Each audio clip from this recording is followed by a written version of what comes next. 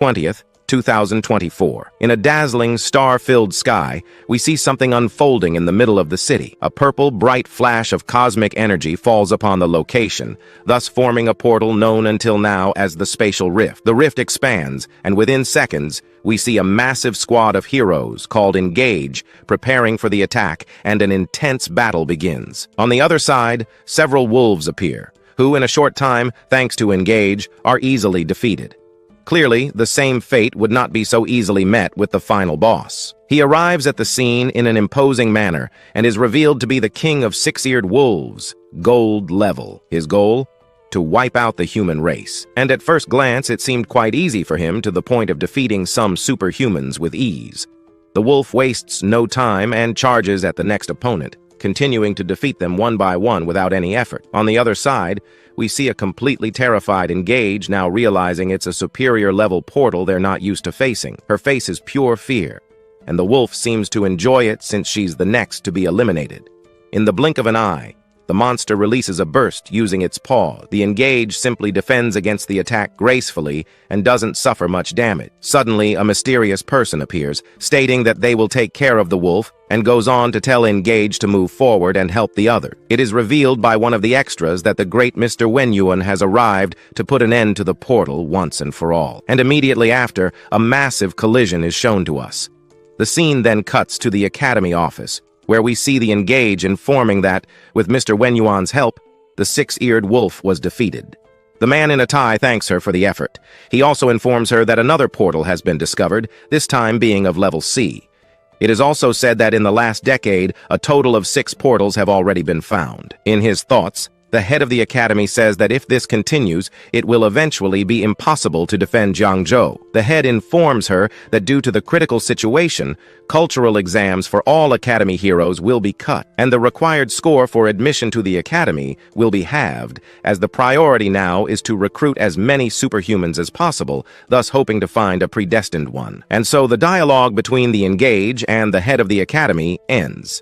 At the Academy, we see that the students are currently dismissed, and we see 2 extras discussing grades in general. One of the extras asks the other if he will continue with the delusion about wanting the beautiful and cool Yan Ran to sit by his side. Meanwhile, he isn't even studying or paying attention to the exams, and because of this, he might not even pass to the Martial Academy. In the end, both are lost. The scene cuts to Lin Yanran, a beautiful girl with red hair and blue eyes, everyone's dream. She then asks the protagonist, Subai, if he will choose to enter the academy or go directly to Martial University. Hiding his face behind a book, Subai responds that he has no idea which one to enter. He quickly informs her that his grades are average and that it doesn't make much difference learning other languages or mathematical calculations. As for going to Martial University, well, that won't happen either because his family doesn't have much money to fund his studies. Besides, he also doesn't have any special abilities. Confused, Subai wonders which path he should take. It is soon revealed that he came from another world, and for some reason hasn't had any awakening of a special ability or the famous system. Still confused, he wonders if he truly came from another world or not. Since he hasn't had any abilities until now, why am I still here? Well, his thoughts are interrupted when Lin calls his name, telling him to go with her to the academy. Subai gets curious and decides to look in her direction. Lin reveals that there's a way for Subai to pass directly without worrying about exams and everything else. He then feels surprised and doesn't understand anything, to the point of shouting. Lin calls his attention, telling him to keep quiet. And after the protagonist's outburst, suddenly, a huge system appears in front of him, full of information about the protagonist. And not only that, the system also reveals some information about this alternate world and the classes. Above on the table, we see him labeled as Host Subai, which is interesting. Right below, we are presented with his age, 18 years. Constitution 4, Agility 5, Intelligence 5. Then the system continues. Beast Tamer trait. The host can make a contract with any life form as his domesticated beast. The system will automatically detect suitable beasts for contracting. Current domestication limit, 1.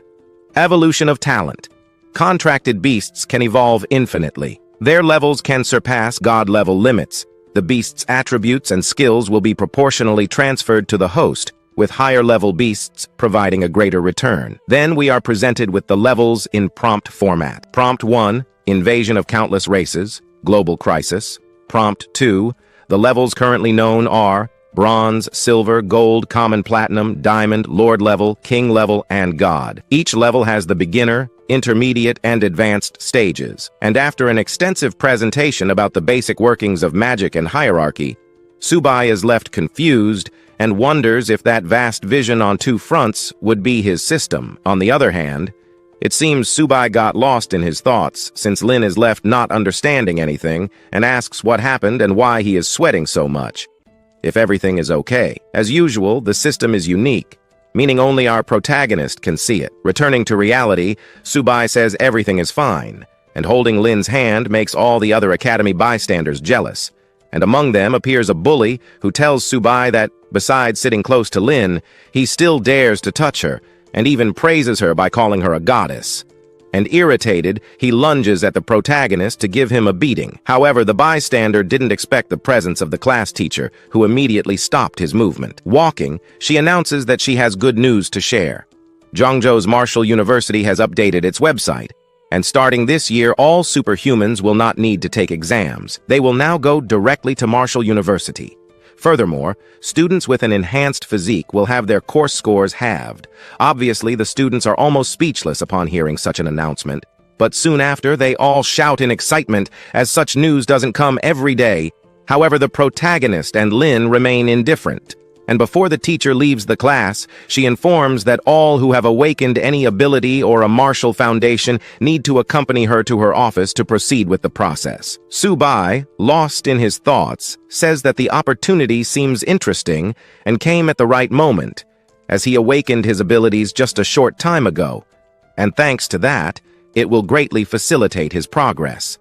Lin, however, questions in his thoughts if the protagonist really intends to go to the Martial University. The scene cuts to our protagonist walking through the city of Zhangzhou. Subai is his name, and he has been in this parallel universe for 17 years. Subai reveals that in mid-1906, on September 18th, a massive rift opened above the city. We see several frightened people filming with a cell phone camera and wondering what that might be in the skies. However, what no one expected was that enormous and dangerous beasts would emerge from the spatial rift, destroying everything in their path, including humans. Obviously, humans wouldn't let the beasts do whatever they wanted. And shortly after, a military battle began, bringing together all the nations of the world against the monsters. 3 months later, almost everything returned to normal, with the rift beasts defeated. However, with the relentless appearance of spatial rifts, the battles would be endless and futile. Then, the army launched suicide squads to investigate the rifts. Through the expeditions, they discovered a vast and endless land on the other side. Thus, the nations decided to create military bases within the rifts to prevent the monsters from coming through. And so began the new era of the community. Now, with the coexistence of the rifts, it was only a matter of time until a second rift appeared, a third, a fourth, and so on. Over the last 100 years, the number of rifts has more than doubled to the point where the entire world is covered by them. Each portal connects to a different race of beasts. Thus, scientists had to name each battlefield, such as the battlefield of ancestral creatures. But at the same time that creatures tormented humanity, the spiritual energy of the world also increased, to the point where superhumans with special abilities emerged. And as conventional military weapons deteriorated, superhumans excelled and proved more capable and stronger. Eventually, superhumans replaced firearms. The scene returns to our protagonist, who, in his thoughts, says that the war among the myriad races continues to this day.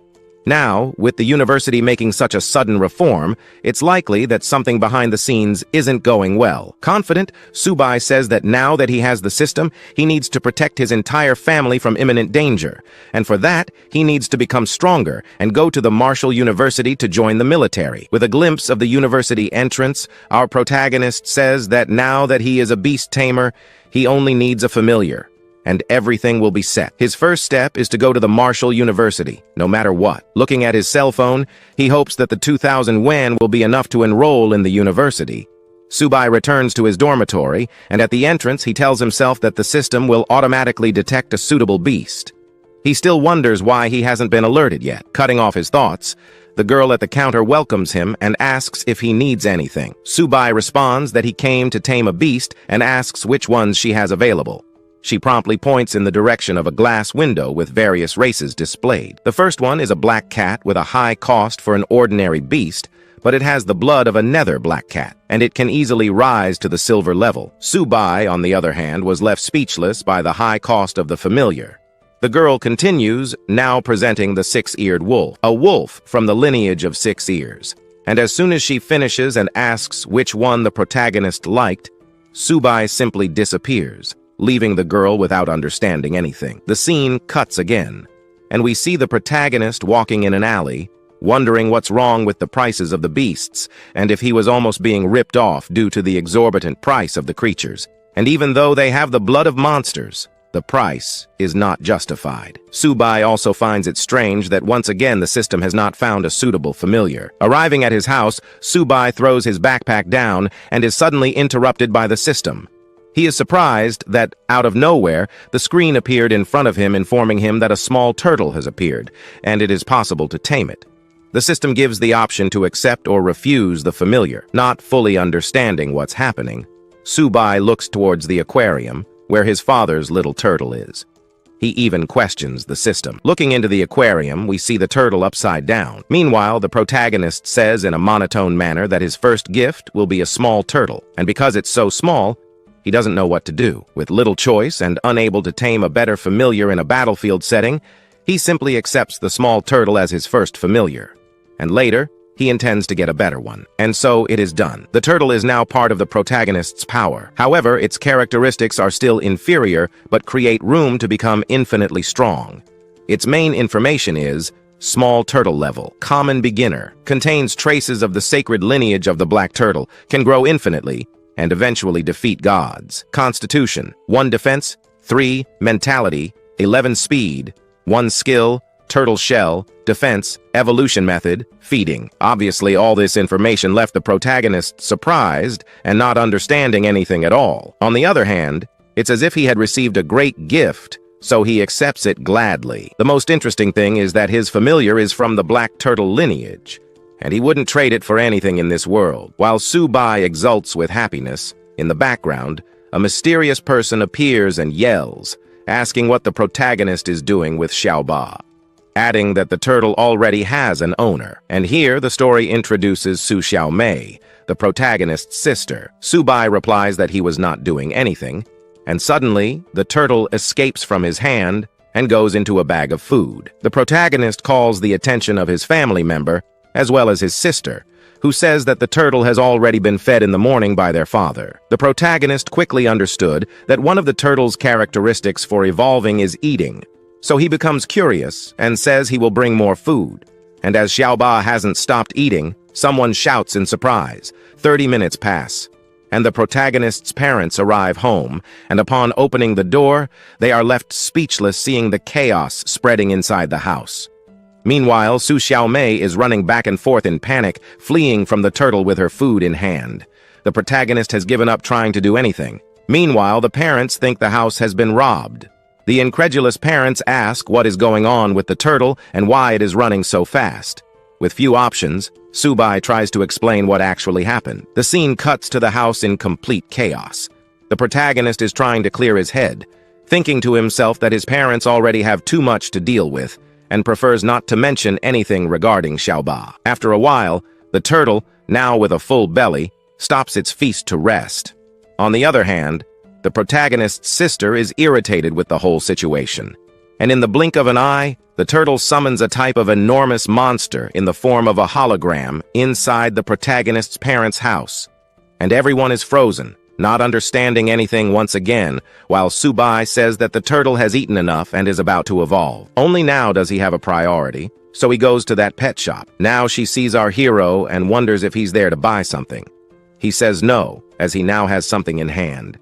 This was the blood of an erotic beast. She didn't really want to buy it, but ends up shouting out loud, which makes her boss suddenly hear everything. Then he approaches our heroic one, and starts to wonder if that really is the blood of an erotic beast, and if he's truly seeing it.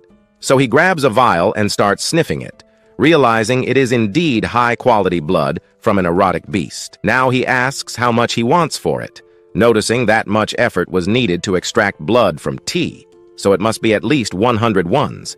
Then the boss offers a price. He puts 1,000 ones, which leaves our Shay completely alarmed. He shouts and ends up surprised at this moment. The boss, understanding that maybe this was a bit too little, raises it to 10,000 ones. 10,000 ones make our hero more than happy. He even glows with excitement in his eyes.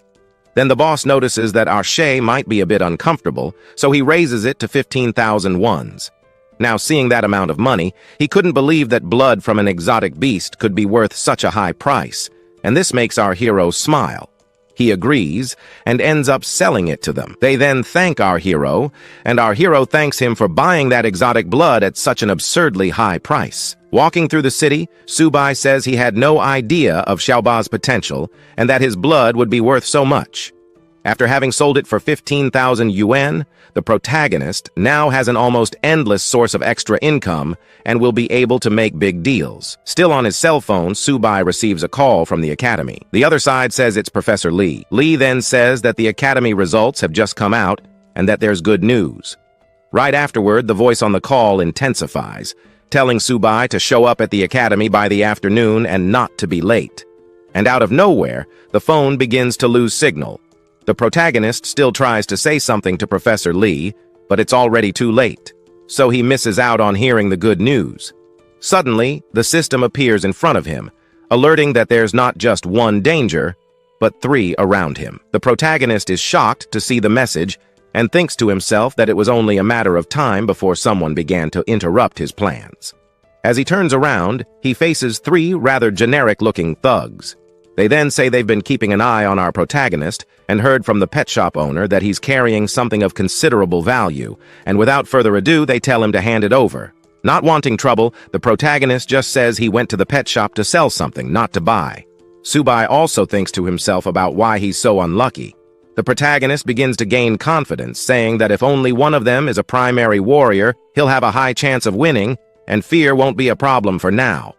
One thug then approaches, mocking the protagonist, saying he only wants the money and nothing more.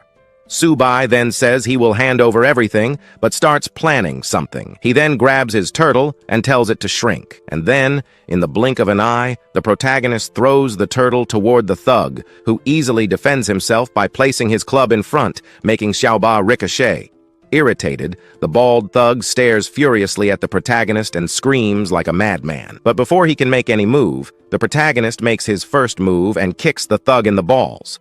And with the force of the impact, they must have easily burst. The other 2 thugs are left in shock and shout for their boss. And clearly, they wouldn't leave Subai alone, so both run at him. The protagonist, on the other hand, runs as if there's no tomorrow alongside Xiaoba, saying that the turtle's defense is no joke. Xiaoba responds that the situation was nothing. Both bad guys catch up to the protagonist, and when they're about to deliver the final blow, Subai tells the turtle to grab onto his wrist, and so it is done. The protagonist then slides and turns toward the thugs and, with all his strength, lands a solid hit on one of their chins. The other simply slips and falls to the ground. After finishing off the thug with the club, Subai then drives the other's face into the ground. The scene cuts to the boss waking up from the impact, saying he will finish off the protagonist, but it was better for him to have stayed unconscious. Subai, seeing the big guy awake, grabs Xiaoba by the hand and throws him with all his strength toward the extra, who hits him square in the face. This not only breaks some teeth, but also knocks him out cold. Now, with everyone on the ground, the protagonist says that those who seek trouble find it, and they definitely didn't get along. While Subai is distracted organizing his things, he notices that the turtle is messing with something on the boss's body. Desperate, Subai runs towards his familiar, asking what he is doing, and what he found that is so good. And before the turtle finishes the drink, the protagonist grabs it, revealing then that it is a potion of chi and blood. Subai says that the potion is worth a good amount of money and is enough for a warrior to consume for an entire month. When he realizes, he sees that Xiaoba drank the entire potion and wonders if the turtle will withstand all the pressure. However, we see Xiaoba reacting to the potion with an intense glow and about to evolve. The protagonist can only stare incredulously at the scene. On the other hand, we see that not only the turtle felt such power, since the protagonist is also covered by an aura, A type of magic emanating from his body makes him feel stronger. And then we see that some specifications and abilities of the protagonist were altered with the new ascent of Xiaoba. Host, Subai profession, beast tamer level, medium normal. The host's level increases as the level of the tamed beast increases. Age, 18. Physique, 16. Basic attribute, 10 points. Inherited from tamed beast, 6 points. Agility, 12. Spirit, 22. Tamed beast, small turtle. Can visualize detailed attributes. Talent 1. Evolution. The tamed beast can evolve infinitely, has no level limit, and can surpass divine level. The attributes and talents of the tamed beast will be reflected back to the host proportionally. The higher the level, the greater the proportion. Talent 2. Turtle shell defense. Consumes a bit of resistance to activate. When activated, the outer skin of the host is covered by turtle skin, providing excellent defense. Subai is impressed with the potion of chi and blood, as it not only increases his abilities, but also gave him a new talent. And the best part is right now, because the abilities of the small turtle now evolved, increased drastically after consuming the potion. Tamed beast. Small turtle level. Medium. Normal. The lineage of the black turtle has not yet been activated. The bronze level activates part of the lineage, and the attributes will increase drastically. Physique, 32. Defense, 38. Talent, 2. Turtle shell. Defense, consumes a bit of stamina, increasing defense by 50% to 100%. After seeing that not only the statistics increased, but also its size, the protagonist is impressed. And looking at the system screen, Subai remembers that he learned something related to familiar evolution in some class. And even an exotic creature has an evolution cap, being level 30. In the background, we see Xiaoba all happy. While the protagonist asks if without activation the turtle is already extremely strong, he then wonders what would happen if he activated it. Well, anyway, the protagonist's day so far has been full of problems, but is far from being the last, so he concludes by telling Xiaoba that for today that's all, and that he has already eaten too much. The scene then cuts to the classroom of the academy, where we see the teacher saying that the results have been published, and the remaining students need to submit their applications. It is also mentioned that on a later day, another professor from the Martial University will come to the school to administer the skill test to the students. The teacher also emphasizes that there are only 2 spots available. The scene cuts to Lin asking our protagonist if he has made up his mind, if he will apply for humanities or go straight to the Martial University. With a determined expression, Subai replies that he will definitely go to the Martial University and that he will do everything to secure the spot. Worried, Lin tells Subai to go with her to the Humanities Institute, adding that the Martial University is dangerous because they take students to a real and dangerous battlefield. She concludes by saying that the protagonist's grades are still not the best. On the other hand, Subai says that if it is not him who goes to the front line in the battlefield, no one else will.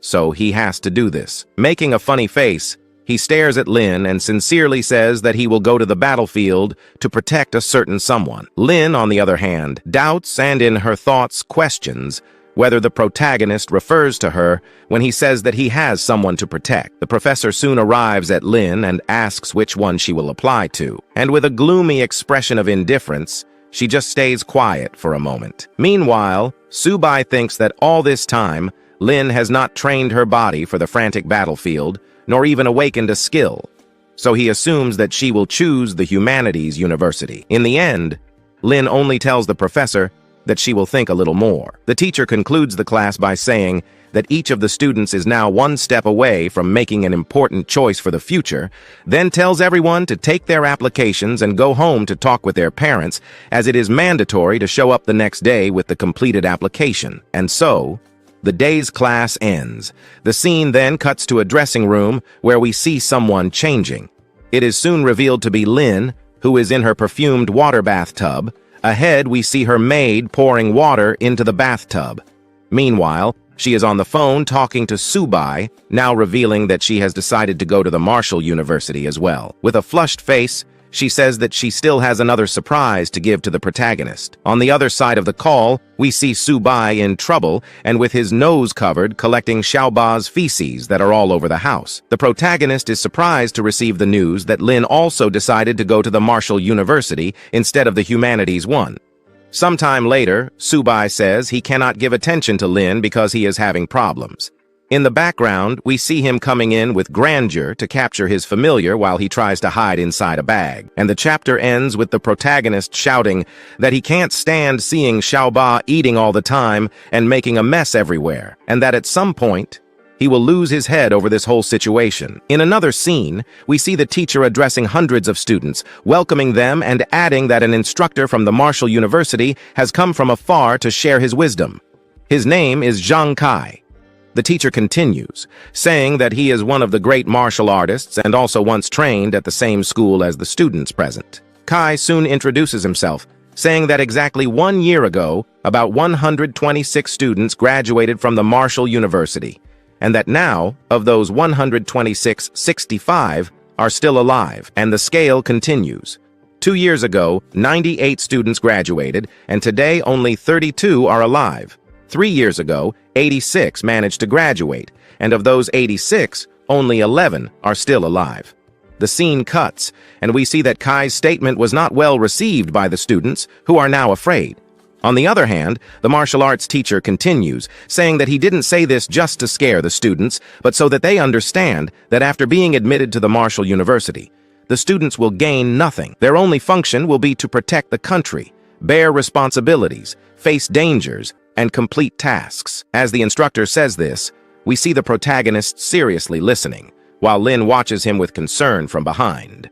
Kai continues, fervently saying that from now on, only the best will enter the Martial University and asks if the students want to become strong. This is warmly received by the students, who shout in unanimous agreement. And so, the instructor finishes by saying he will be waiting for each of the students at the final exam. Still in the same place, we see the protagonist about to leave when the teacher catches his attention. Without understanding much, Subai just stands still. Instructor Kai then asks if the boy is really Subai, to which he replies that yes, he is. The protagonist then asks what the instructor wants with him. Then, without much talk or delay, Kai simply says that the protagonist has already been selected for direct admission to the Martial University, without needing to take any kind of exam. And finally, he asked the protagonist to go to the entrance to wait, as he will soon be selected for the practical test. Clearly, the protagonist and the other students present were surprised by the news, making the scene somewhat humorous. The director confirms, telling Subai to go ahead as the bus is already waiting for him. On the other hand, some students were still confused, wondering what just happened, while another says that Subai must have some kind of connection with the university teachers. And in the background, a girl feels envious. The scene cuts to a full view of the Martial University, where we see the teacher saying that they have finally arrived at their destination, and that everyone should get off slowly, one by one. As some descend, they are amazed by the vastness of the place, while in the background, we see a guide teacher telling them to follow him. Just ahead, one of the students spots a huge monument, and the guide says that the enormous structure is the motto of the Martial University. Meanwhile, the protagonist is astonished, and finally, the guide says she will take everyone to change into their uniforms and then go to the university dormitory. They soon stop, and the guide shows them the enormous male dormitory. She asks everyone to go to their designated places and rest as much as possible, and then change into the uniform they just received. The instructor then concludes by saying that later, someone will come to announce the time of the entrance exam. That said, everyone thanks the instructor and says goodbye. A short time later, Subai arrives at his dorm room. We see that he is not alone, as from outside the protagonist can hear someone saying that the most important thing for a martial artist's journey is resource management. Inside the dormitory, we see 3 new students intrigued to see a potion vial. One of the students continues, saying that a long time ago his father managed to acquire 3 drops of blood from an extremely rare beast in Yushan, and that after that, his father went to a trusted apothecary to create 3 first-class body-refining elixir vials, which is a rare item. One of them is surprised to see the color of beast blood, saying he had never seen anything like it before. Another says that his family bought a simple chi powder, but never considered buying beast blood. While one of the students brags about having an extremely rare potion, we see the protagonist entering through the door and saying that he will be the newest roommate, introducing himself as Subai from 303. And so we learn that the red-haired boy's name is Han Jiagong. He then says that now that the protagonist has arrived, the group is complete. The others follow Han's lead and introduce themselves as well. The boy standing is named Jia Jun, and the one sitting is Fan Chaowen. Jia-jun tells Su-bai that he doesn't need to have any sense of formality since they're all dorm mates and brothers here. Then he tells the protagonist about the rare potion that Han's father gave him. In the background, the redhead shows off with the potion, saying that it wasn't easy to get it, and that they had to contact various people from the entire city, but they finally got it in Yushan.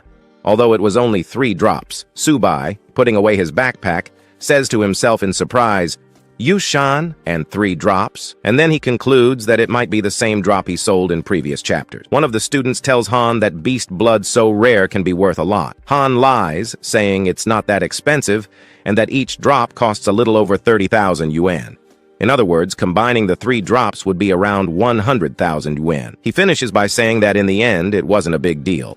In the background, Su-bai stays quiet, just listening to the redhead's nonsense.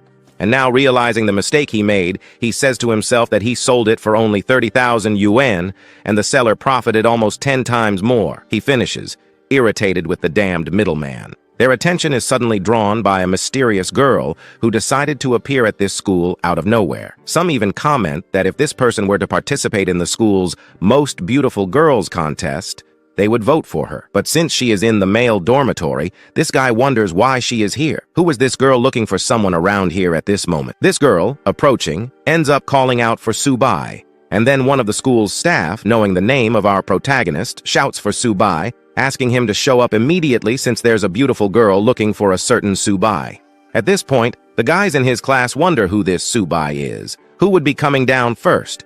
Right then, they can't believe the luck of this guy. They're genuinely in disbelief that Su-bai has managed to attract that girl. Su-bai heads downstairs and now stands before her.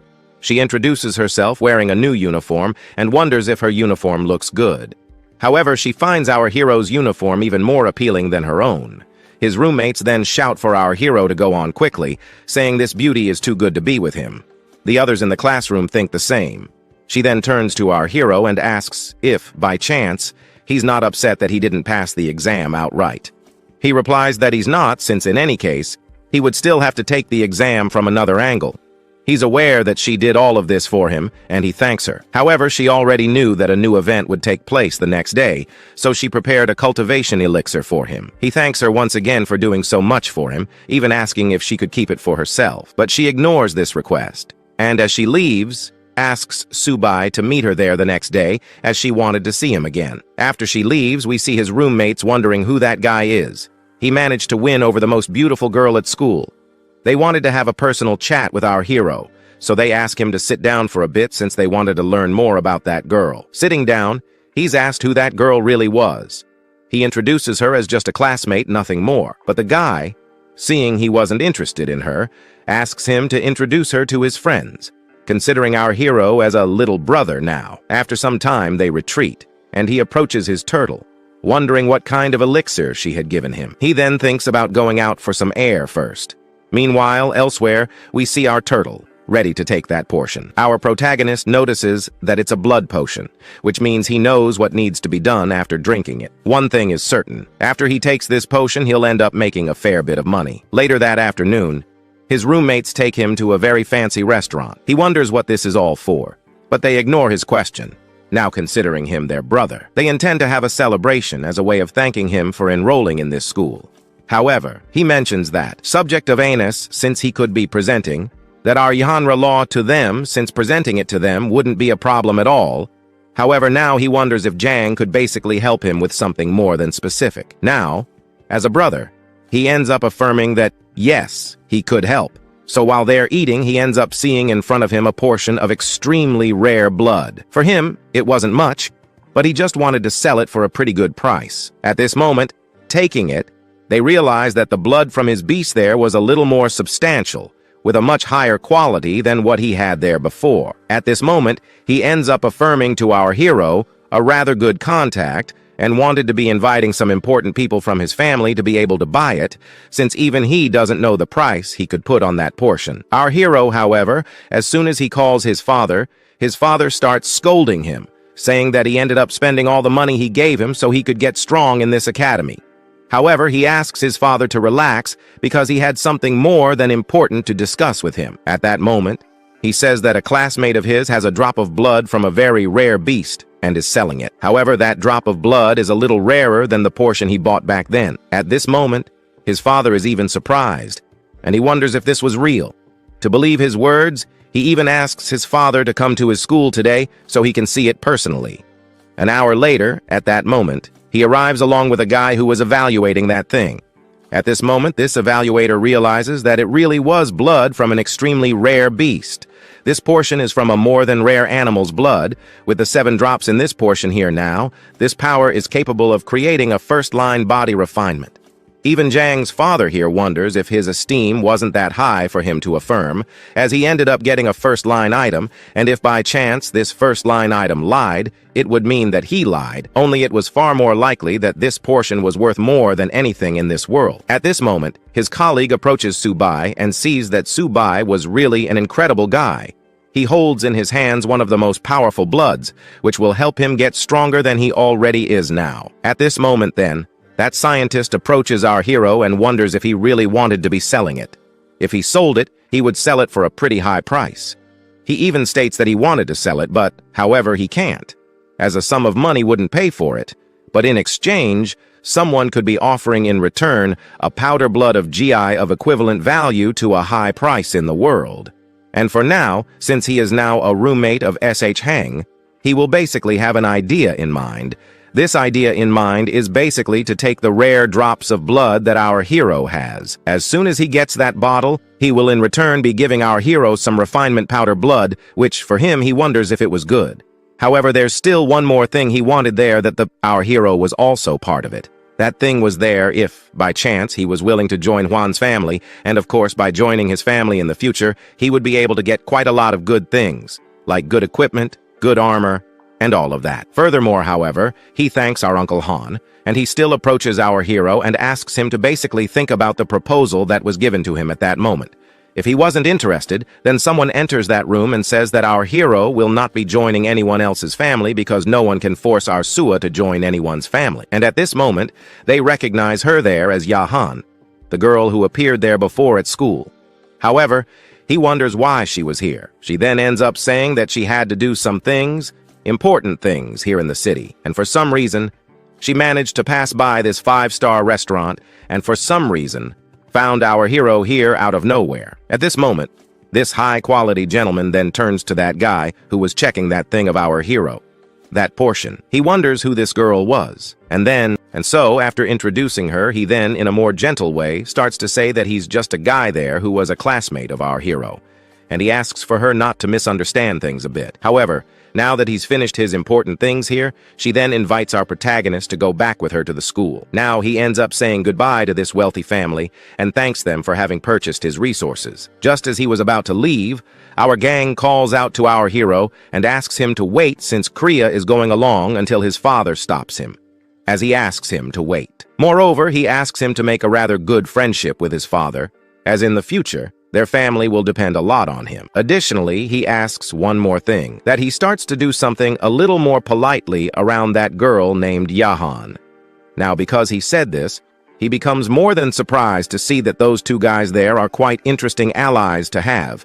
But here, the scene cuts to 2 days later, in a courtyard where we observe the whole group there, all prepared, because today they will be receiving special training. Since the place where the event will be taking place is the battlefield that has many races, when he says this, the students become a bit concerned because they will basically be going through dangerous situations there, until the principal asks them to relax, even the instructor asking them to relax, as they don't need to worry too much, since their safety is something they value most. So they ended up sending strong people over there to be killing the monsters that were in that region. He only asks one thing of the students, to come back alive. Now that he talked about it, we observe that goddess approaching our hero. She is happy to be in our protagonist's group. He even wonders if all of this wasn't planned, but they don't have much time to talk, as at that moment, a structure known as Lion Yan appears.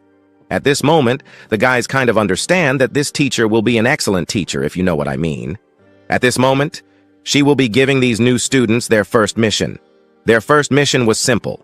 This first task was to be writing a will. Now, at that moment, they will only have 8 hours to hand it to her. Some didn't even want to deliver it, as if they handed it in, they would most likely lose the first name of their family. However, our girl approaches Chai and wonders if he had any plans. He doesn't have much to do, so he just says one thing to her, that he will basically be meeting her the next day. So then, everyone ends up returning to their dormitory. At this moment, in the dormitory, his roommates invite our protagonist to go out a bit, as tonight would be a fun night. However, he has some important things to do, so he declines their proposal. And if he needs anything, it's just to call his brothers, as they would be coming back here. However, he approaches our turtle, and as he approaches, he sees that this turtle had a rather hard shell. However, after everyone leaves the dormitory, he turns to our turtle and sees that she was eating, which was good. However, he asks that, at least afterward, she thanks him in a better way. This way is just on the battlefield, where this turtle could demonstrate her real strength to help him a bit. At the moment, he also had some potions in hand, which means he could use this. However, the system appears congratulating our protagonist for seeing that now our turtle has become a common rank turtle.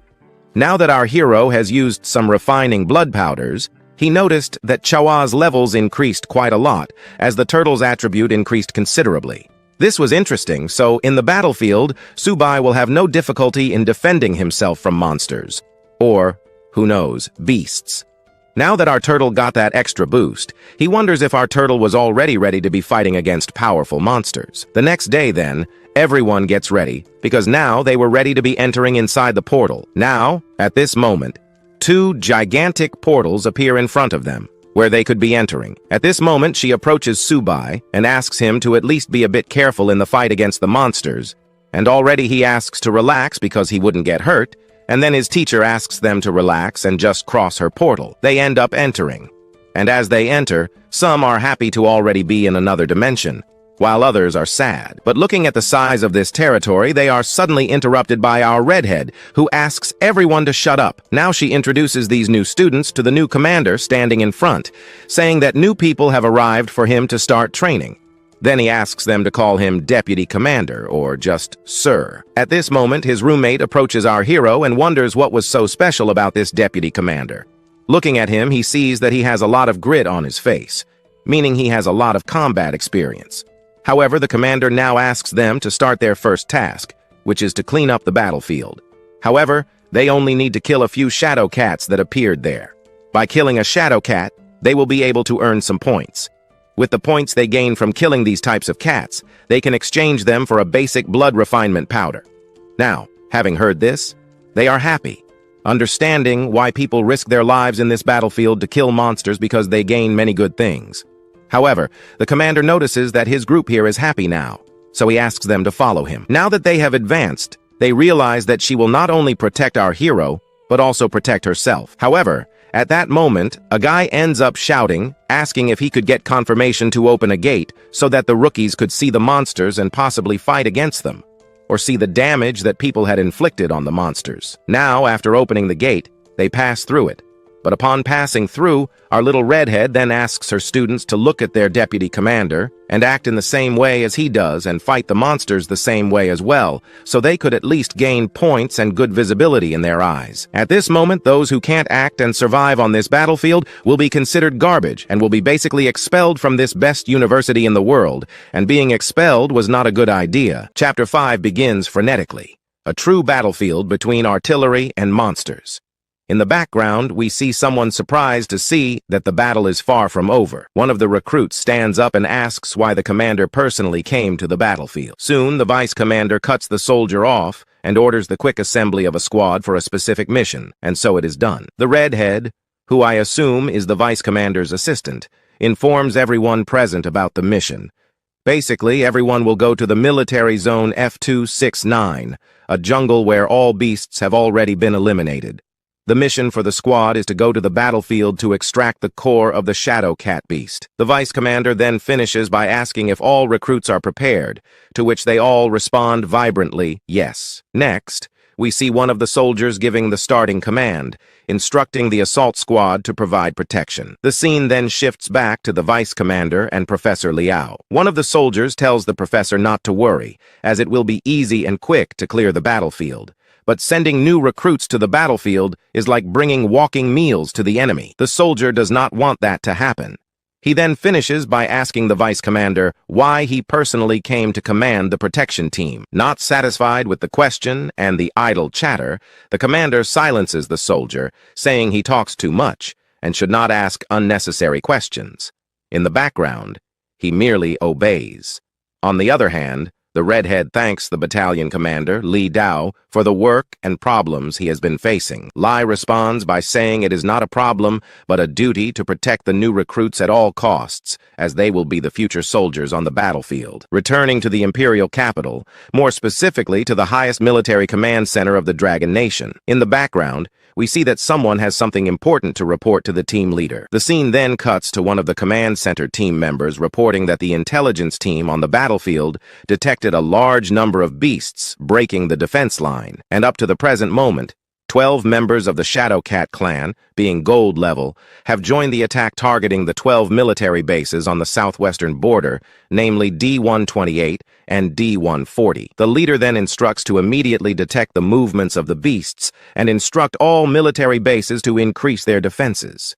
He then finishes by saying that the first-year students from various universities are currently training on the battlefield. The new students are the nation's future, and under no circumstances should they suffer losses, and thus the dialogue for a quick and drastic measure against the beasts at the command base of the Dragon Nation comes to an end. The scene then returns to the military zone, F-269.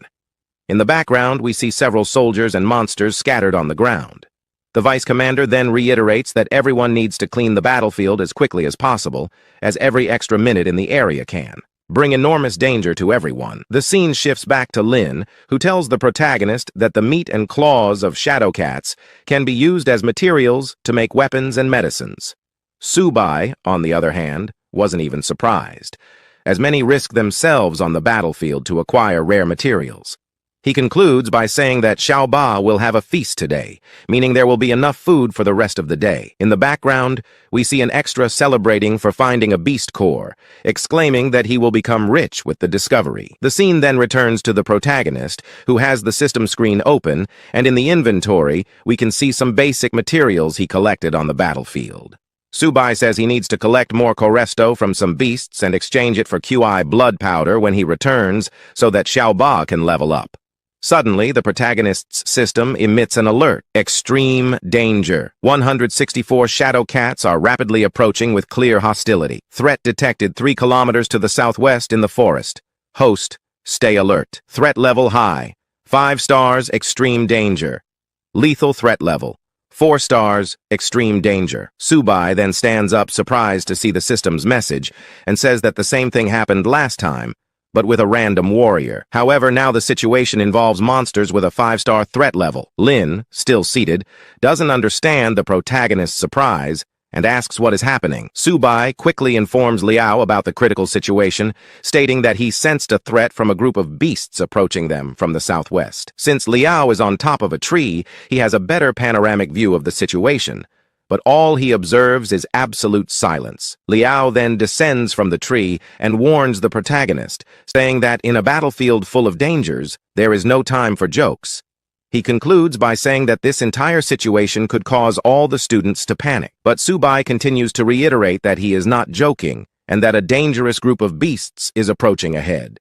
The vice commander, hearing the conversation, approaches the protagonist and says that even if he felt some danger approaching, he guarantees there are no beasts within a 2-kilometer radius.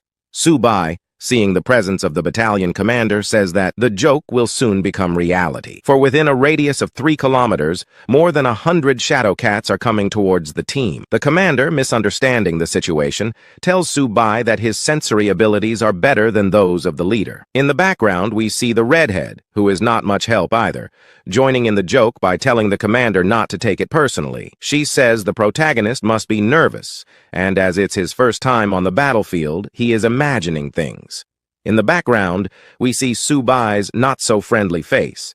And thanks to Lin, who arrives to lend a hand, she tells the commander not to jump to conclusions and that any analysis on the battlefield is necessary. She then concludes by saying that she believes in the protagonist. Without further ado, Subai informs the entire team that beasts are approaching the area, adding that they should believe him because he is a beast tamer with a special sense. On the other hand, We see the redhead surprised to discover that the protagonist has abilities and asks how the school didn't register him earlier. Subai then responds that he received a recommendation from the Martial University, but the school ended up not registering his abilities. In the background, we see some team members surprised to hear from Subai himself that he has abilities. Others wonder, since he has abilities, why they have never seen his familiar. In the blink of an eye, everyone panics upon hearing sounds coming from their direction. Some scream that there really are shadow cats approaching. Others say the protagonist was right to report the beasts. Without wasting time, someone tells everyone not to panic and to establish the standard formation. And so it is done. Everyone quickly groups up. In the background, we see someone asking the communication officer to contact the military base to request support. In a few seconds, they receive rather unpleasant responses. The communication officer reports that they have also detected numerous beast signals around the base, and thus they won't be able to send support. In the background, we see the redhead panicking, asking Li Dao if there really are dangers lurking in the area. She adds that without reinforcements, it will be impossible to keep the students safe from any danger, as they still lack skills in real combat. The commander finally confirms that the protagonist was correct, and states that he can now detect a group of beasts approaching. The commander wastes no time and gives an order to the squad's vice leader. Send 4 soldiers to protect the protagonist and Lin, as they are 2 of the most important students. The vice leader obeys.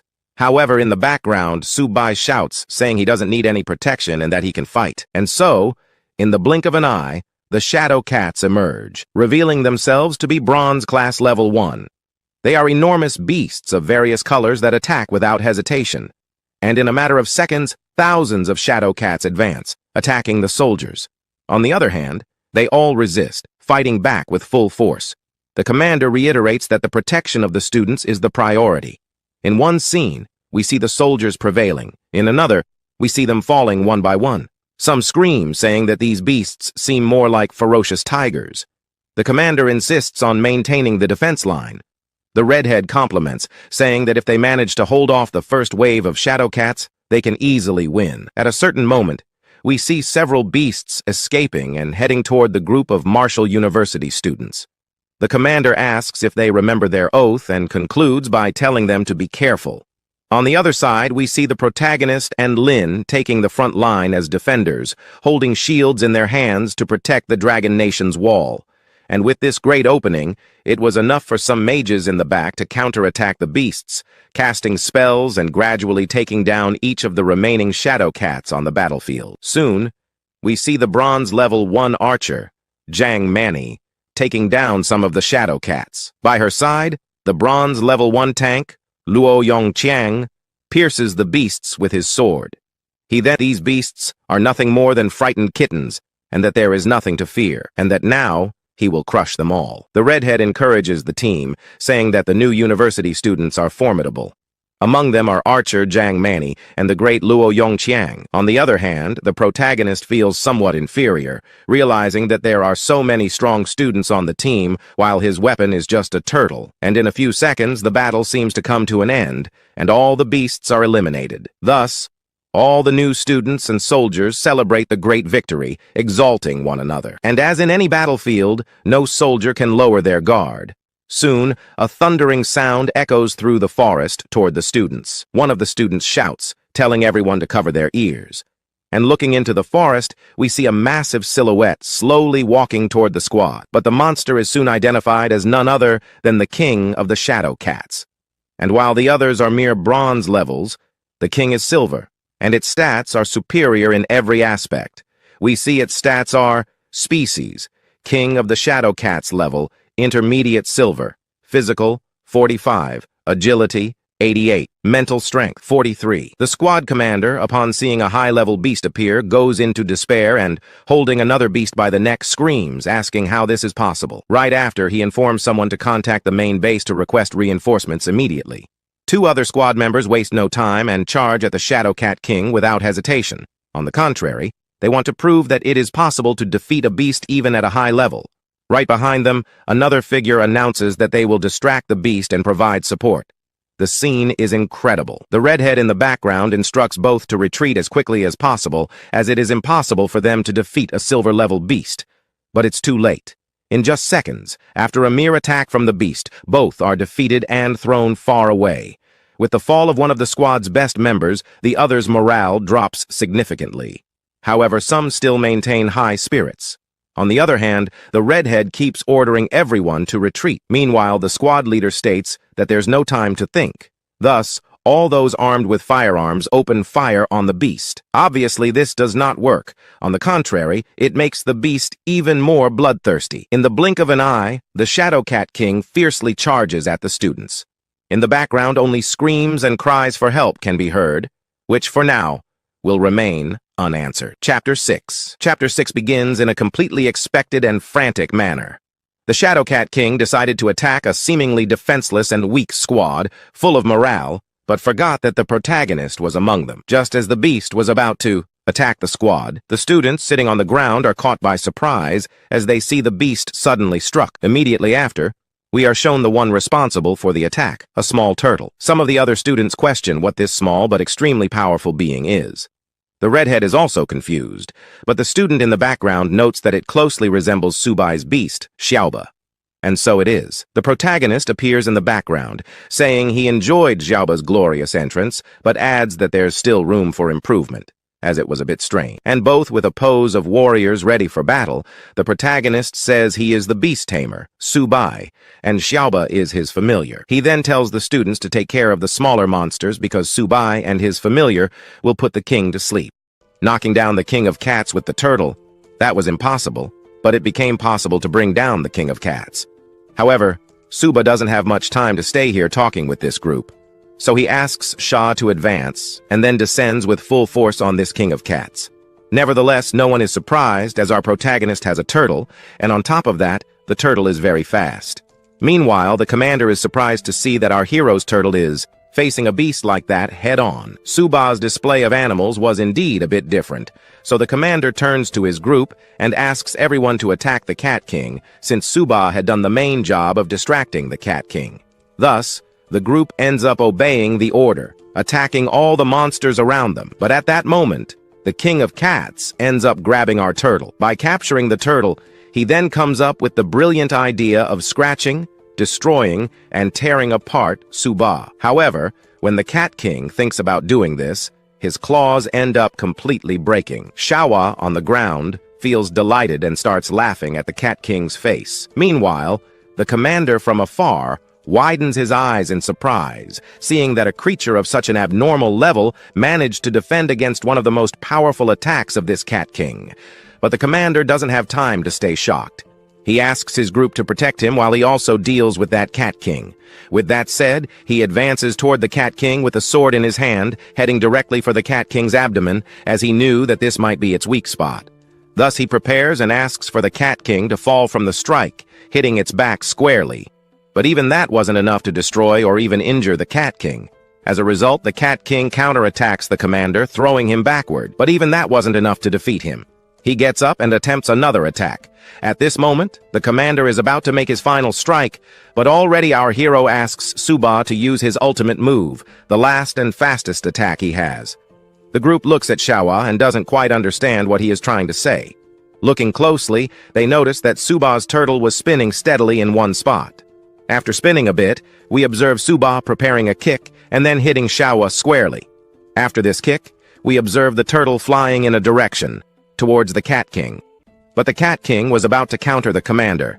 However, before the Cat King could do anything, the turtle hits the Cat King squarely, delivering a great blow, breaking half of its face, and sending it flying backward. Now that this happened, the commander says that he struck the weak point of this Cat King. They ask if the Cat King will still survive. Survive? I don't even know, as the Cat King spits out some blood, unable to even move properly on the ground. Then the rest of the students and the turtle advance a little further. At that moment, we observe that the turtle managed to defeat the Cat King. Everyone in the group finally jumps with joy now that they've killed it. Finally, everyone could be happy. Then we observe our hero's friend, who jumps into his arms, delighted to see he had enough strength to defeat a Cat King. Now that it's over, everyone approaches our hero and asks where he got a turtle like that, and if he knows where they can find one, as they want one too. However, our hero ends up remembering that he must not forget to remove the Suba once again looks at Chawa and grabs a crystal, but he was about to devour it so he asks that Chawar would not devour that and return to him and deliver that to him at the moment he would think about it. The commander looks up, where suddenly he notices that it started to rain. On the other side, our Chawa decided to want to devour that magical stone. However, the cat, before dying, ended up roaring upwards, which means it was calling a monster much more dangerous than him. So, his group can no longer stay around here. Thus, the scene is already cut to the basic operations center, where they managed to detect that on the front line there were many dangerous beasts. But on the front line, there was basically Roland's daughter. So he asks to protect at least his daughter. He said he would do this. However, to have more precise help, he would basically call for more support. He said it was unnecessary since he alone could handle any monster in this universe by himself. But there are those weak beasts. So he asks for 20 minutes. 20 minutes for his men to go there and deal with the rest of the weak beasts. Then he ends up choking and feeling nervous, thinking this was terrible. If Roland went mad, yangs of the dangerous monsters, he wouldn't even be able to handle it or find anyone in the world who could face a monster like that. On the battlefield, we then observe a dark cloud. Within that cloud, we then observe the monster saying that they were very stupid. Some do not understand why a beast like this had the possibility to speak like a human.